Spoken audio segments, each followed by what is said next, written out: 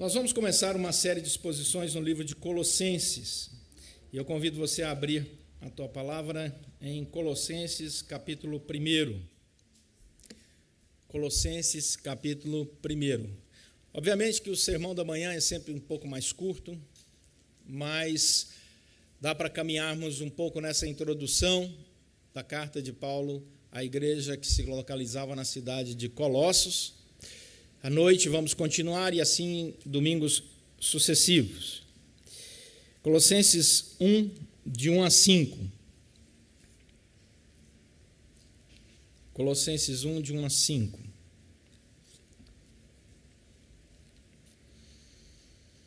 Paulo, apóstolo de Cristo Jesus, por vontade de Deus, e o irmão Timóteo, aos santos e fiéis irmãos em Cristo que se encontram em Colossos, graça e paz a vós outros da parte de Deus, nosso Pai. Damos sempre graças a Deus, Pai de nosso Senhor Jesus Cristo, quando oramos por vós, desde que ouvimos da vossa fé em Cristo Jesus e do amor que tendes para com todos os santos, por causa da esperança que vos está preservada nos céus, da qual antes ouvistes pela palavra da verdade do Evangelho. Senhor, sem Ti nada somos, nada podemos fazer ou compreender. Tua palavra foi lida, que o Senhor nos conduza no meditar dela pela obra maravilhosa do Espírito Santo. Pedimos isso em nome de Jesus Cristo. Amém. Eu estava lendo e pesquisando um pouco um assunto relacionado à neurociência.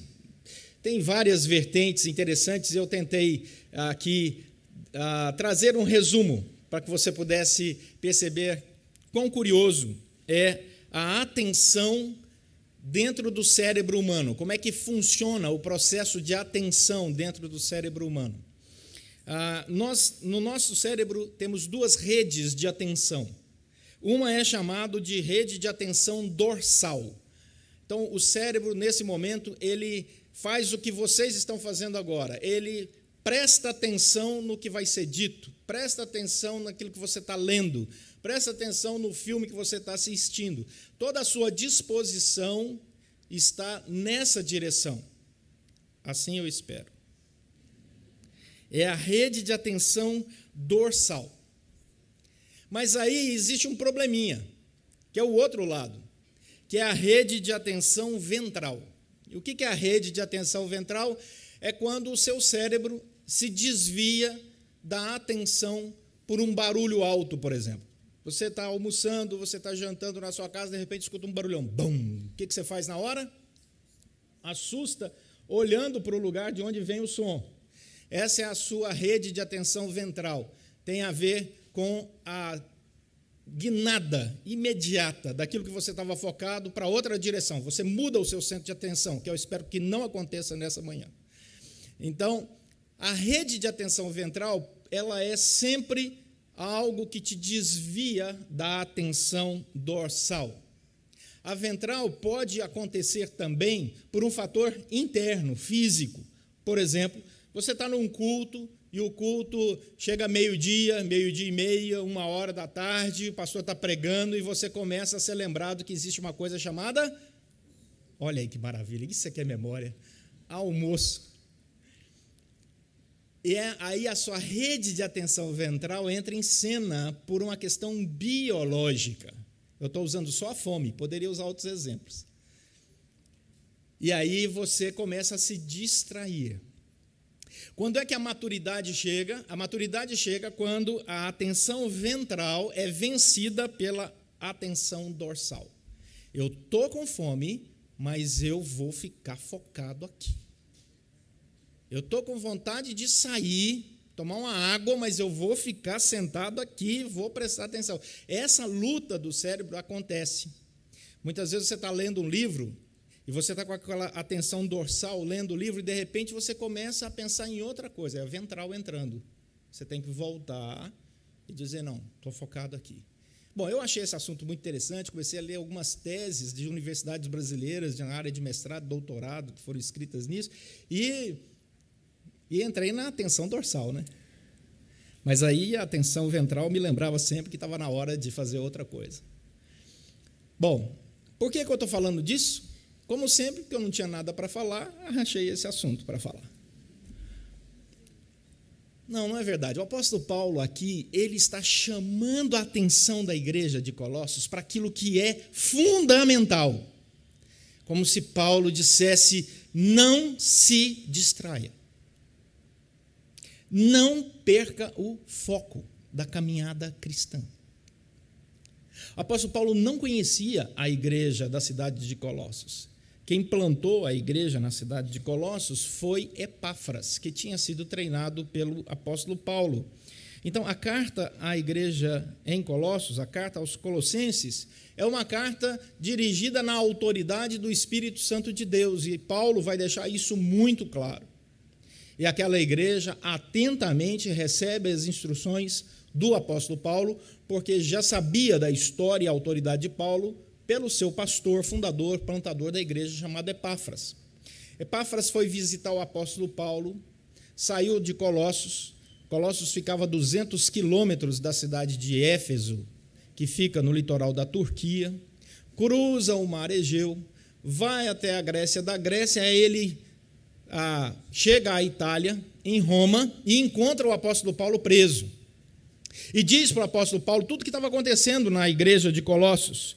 E diz para Paulo que ele está preocupado com a igreja de Colossos, porque aquela igreja estava enfrentando alguns problemas. Um dos problemas, capítulo 2, versículo 8 de Colossenses, eram as filosofias e vãs sutilezas que eles provavelmente estavam deixando se levar. Diz o texto, capítulo 2, verso 8, cuidado que ninguém vos venha enredar com a sua filosofia e vãs sutilezas, conforme a tradição dos homens, conforme os rudimentos do mundo, e não segundo Cristo. Aí ele diz duas coisas básicas, a tradição dos homens e o rudimento do mundo. Ele estava aqui atacando duas áreas que estavam tirando a igreja do caminho do verdadeiro evangelho. Capítulo 2, verso 16, ele dá mais uma pista. Olha o que ele diz, ninguém, pois, vos julgue por causa de comida e bebida, ou dia de festa, ou lua nova, ou sábados. Havia um grupo na igreja que estava se deixando levar pela doutrina dos judaizantes, abandonando a boa nova do evangelho de Cristo Jesus, voltavam para a guarda de dias específicos, festas específicas, como se isso ainda estivesse valendo no caminho da espiritualidade. Nós sabemos que essas tradições do Antigo Testamento apontavam para a vinda de Cristo. Cristo veio, você não precisa mais voltar às práticas dos judaizantes. E esse era um dos pontos que o apóstolo Paulo estava chamando a atenção para eles. Cuidado, o evangelho de Cristo Jesus, ele já satisfez tudo aquilo que era pré-ordenado lá no Antigo Testamento como lei cerimonial, como lei sacrificial. Cristo rompe com isso. Daí, ele chama a atenção para um segundo perigo, que era o gnosticismo. O gnosticismo proclamava, por exemplo, a adoração aos anjos. O apóstolo Paulo diz, isso não é possível. O gnosticismo era uma linha de espiritualidade que valorizava as experiências com anjos, as experiências sobrenaturais. O apóstolo Paulo vai chamar a atenção disso também em Gálatas, quando ele diz, mesmo que venha um anjo vindo do céu, que vos anuncie um evangelho, que seja diferente do evangelho que vos temos anunciado, que isto seja anátema, posto para fora da vida da igreja. Então, basicamente, você tem duas grandes frentes, entrando na igreja e tirando a concentração daqueles irmãos no evangelho verdadeiro, no caminho do equilíbrio da vida cristã. Então, Paulo escreve dizendo, você não precisa dessas buscas espirituais com anjos para autenticar a sua espiritualidade, onde Cristo nem é o centro dela. Você não precisa voltar para a guarda de leis que já cumpriram o seu papel em Cristo Jesus, que veio e satisfez todas as leis cerimoniais e sacrificiais. Nós estamos numa nova relação. Nós estamos agora na boa nova que nos transforma. E o que podemos perceber, então? Capítulo 1, verso 1, texto que nós lemos. Paulo vai chamar a atenção para o fato de que a nossa identidade foi transformada pelo Evangelho de Cristo Jesus. Quando, pela graça, nós entendemos a mensagem do Evangelho, nossa identidade mudou. Paulo usa o seu próprio exemplo para que a igreja pudesse entender. Ele diz: Paulo, não mais Saulo, Paulo, apóstolo de Cristo Jesus. A palavra apóstolo, no grego, apostelo, é alguém chamado e designado pelo próprio Senhor Jesus para levar o Evangelho e ser a base para o crescimento e a plantação dessa igreja do Senhor Jesus. Ele diz: quem está falando com vocês é alguém que sabe, tem consciência do seu chamado e da sua identidade. Eu sei o que eu tenho que fazer nesse mundo, e eu sei o por quem eu tenho que viver nesse mundo. Ele diz: eu sou o Paulo, o apóstolo, chamado por Cristo Jesus e de Cristo Jesus. Ele usa aqui um genitivo de posse. Ele é um apóstolo de Jesus Cristo. Ele não é apóstolo dele mesmo, ele não é apóstolo de uma denominação religiosa, ele é apóstolo de Cristo Jesus. A vida dele pertence a Cristo Jesus. Foi Cristo quem o fez apóstolo. O apóstolo Paulo criticava aqueles que se autodenominavam apóstolos. Ele dizia assim: não é possível que alguém se autodenomine apóstolo. Apostolado não é isso. O apostolado é um chamado especial do próprio Senhor Jesus. Lembrem-se que o apóstolo Paulo teve que ter uma experiência sobrenatural com o próprio Senhor Jesus no caminho de Damasco para poder ser chamado de apóstolo. E ele diz que essa vontade não é dele. Olha o que ele diz: ele é Paulo, ele é apóstolo de Jesus Cristo, não por vontade própria, mas por vontade de Deus. Aqui é um ponto em que ele critica o gnosticismo.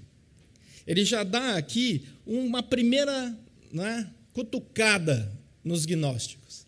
Porque o gnosticismo era a decisão pessoal de consagração, de experiências, de buscas, de grandes experiências espirituais, onde Deus estava encostado de lado, o indivíduo dominava a cena, ele era o ator principal no palco da sua espiritualidade. Paulo diz assim: não, eu sou o que sou quem sou, porque Deus me resgatou. A vontade é dele, ele é quem me pegou, ele é quem me trouxe, ele é quem me colocou no palco do teatro dele. Essa consciência do resgate, essa consciência da identidade cristã que descansa no chamado gracioso do Senhor é maravilhoso, porque isso gera no nosso coração não orgulho, mas humildade. Nós não chegamos aonde chegamos na nossa caminhada espiritual porque fizemos algum curso especial ou tivemos uma iluminação a partir da nossa própria sabedoria. Não, Efésios diz: nós estávamos mortos nos nossos delitos e pecados, seguíamos o curso desse mundo, do príncipe da potestade do ar, que agora atua nos filhos da desobediência, que desobedecem a Deus. Mas Deus, sendo rico em misericórdia, por causa do grande amor com que nos amou, foi lá e nos resgatou. Pela graça somos salvos, mediante a fé. Isso não vem de nós, é dom de Deus, para que ninguém se glorie. Então a nossa identidade, ela é muito clara. E quando ele nos resgata, olha o que diz o versículo 2, Paulo diz: nós entramos numa nova comunidade, daqueles que são chamados separados por Deus, que é a palavra traduzida para nós no português, santos. O santo significa algo separado, não significa plenamente perfeito. Nós não somos santos porque somos plenamente perfeitos, não temos pecado algum. Nós somos santos porque Deus nos separou. A palavra santificar significa isso, ser separado por Deus para Deus. Para que você pudesse entender um pouco assim, vou usar uma imagem bem simples, é como esse piano. Você vai na loja, compra um piano e diz: esse piano é para ser tocado lá na igreja. Ele está separado para isso. Você não vai ver esse piano em cima de carro elétrico. Espero. Então, ele já tem um destino. Ele sai da loja com um destino próprio, separado, para servir a Deus, para as coisas de Deus. Deus nos resgatou para sermos esses santos. E aí, nesse relacionamento de pureza, Pedro fala sobre isso. Vamos lá em 1 Pedro, capítulo 1, verso 15 e 16. Olha o que Pedro diz. 1 Pedro 1, 15 e 16. Vou ler o 14, que é interessante. Como filhos da obediência, não vos amoldeis as paixões que tinhas anteriormente na vossa ignorância. Interessante, né? Amoldar. Lembra de Paulo em Romanos capítulo 12? Pelo contrário, segundo é santo aquele que vos chamou, tornai-vos santos também vós mesmos em todo o vosso procedimento. Porque escrito está, sede santos, porque eu sou santo. Separado para a glória de Deus, para os serviços do Senhor, para as coisas de Deus. Eu não me envolvo mais com o lamaçal do pecado, eu me separo disso para Deus, porque Deus é esse ser santo. Daí, ele continua, quais são as características dessa santidade? Somos fiéis irmãos em Cristo Jesus. Essa palavra aqui é usada para designar alguém com lealdade sincera. Lealdade sincera, mas é uma lealdade que é fruto de uma afeição. Então você é leal a alguém porque você ama, não porque você é obrigado. Eu sou leal por decisão própria, por afeição, não porque eu sou obrigado. Eu não assinei um contrato para ser leal. Eu tenho uma relação de aliança com Deus. E o texto continua. Os santos que são fiéis em Cristo, que estão geograficamente num lugar. Olha o que diz o texto. Eles se encontram em Colossos. É como se Paulo estivesse dizendo, a minha identidade, é claro, eu sei de onde eu vim, eu sei quem Deus me transformou, sei aonde estou e sei o que eu tenho que fazer. E com quem estou? Com o povo de Deus. Aí ele diz, nós estamos aqui nessa cidade de Colossos, ele está dizendo àqueles irmãos, para que eles pudessem experimentar duas coisas que vêm de Deus, a graça e o resultado da graça, que é a paz. Ou seja, a comunidade que Deus santifica, separa, é uma comunidade que foi resgatada, chamada, reunida pela graça. Qual é a prova disso visível? Os relacionamentos são afetuosos e a paz reina nesse lugar. Essa é a nossa identidade. Ele diz, isso está aberto a vós outros. Agora, essa paz não é ideológica. Olha o que diz o texto. Ela vem da parte de Deus. A minha paz vos dou, disse Jesus. Não vou lá dou como o mundo a dá. Minha paz é diferente. Da parte de Deus, que é o nosso Pai. Ele diz, não são anjos, não são experiências, não é o legalismo, é uma relação amorosa do Deus que nos resgata, do Deus que nos chama, do Deus que nos abençoa, do Deus que cuida do seu povo, essa comunidade graciosa, cheia de paz e amor. Não legalista, não que busca experiências aqui e acolá, mas que é conduzida no processo de santificação, separando-se cada vez mais para o Senhor, fazendo diferença no mundo. Então Paulo conclui essa primeira parte, deixando bem claro, nós somos transformados para essa nova identidade, eu sei quem eu era, quem eu sou, e o que devo fazer e onde estou. Daí, ele diz, por isso, nós agora nos relacionamos na fé e em missão, versículo 3, damos sempre graças a Deus, Pai de nosso Senhor Jesus Cristo. Ele começa agora a estender, ampliar o nosso relacionamento.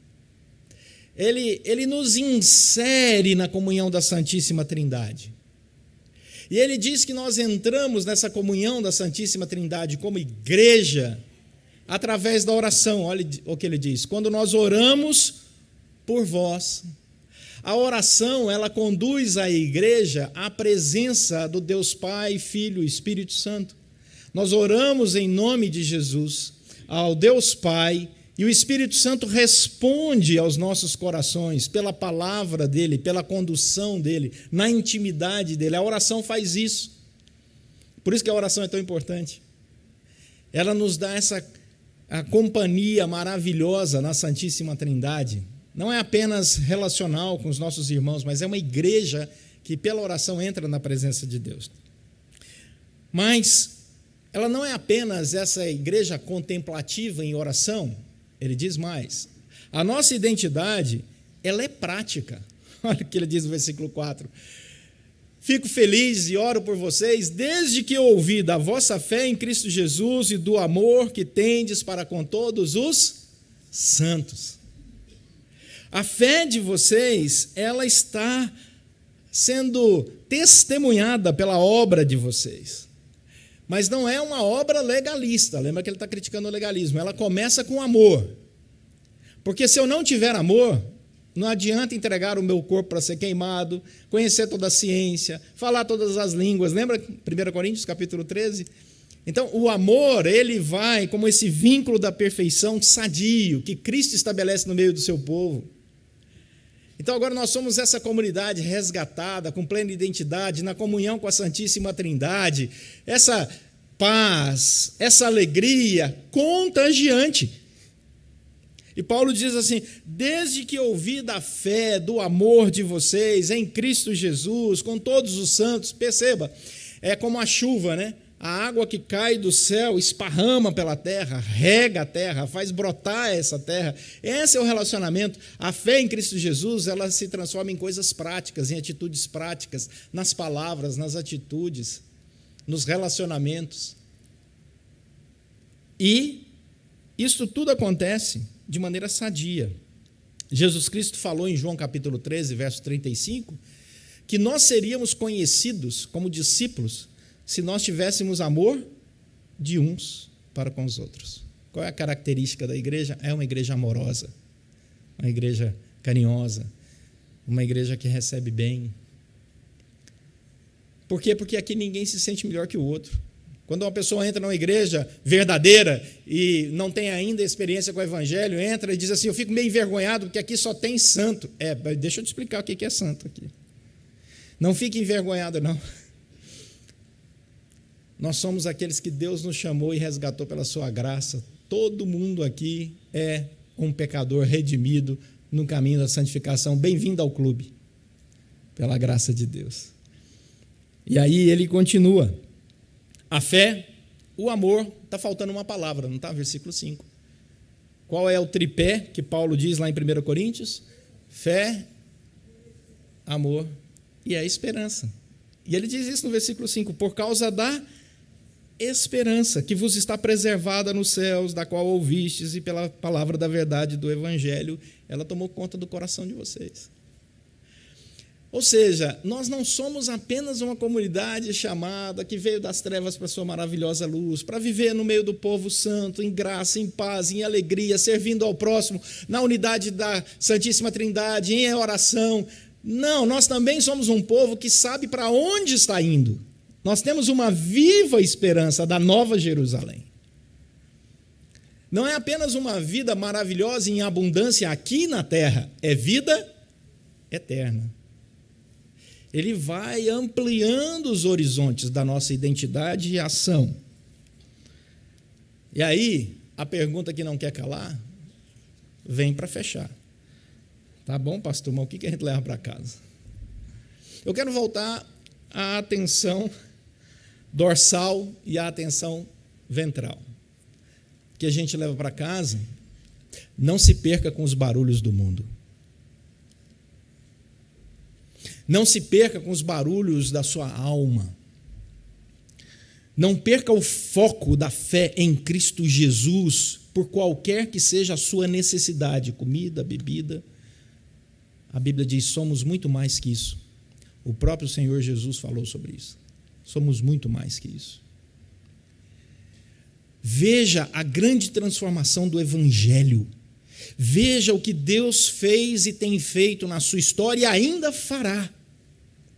Veja como a sua vida ganhou uma nova dimensão e identidade e transformação pela força do Evangelho, que um dia alguém pregou aos seus ouvidos e pela graça de Deus você entendeu. A para que nós pudéssemos ser essa comunidade no meio de um mundo mau, levando a palavra da transformação, sendo sal e luz, através do amor, da fé e da esperança. Fomos transformados para a glória de Deus. Que Deus assim nos conduza. Vamos orar?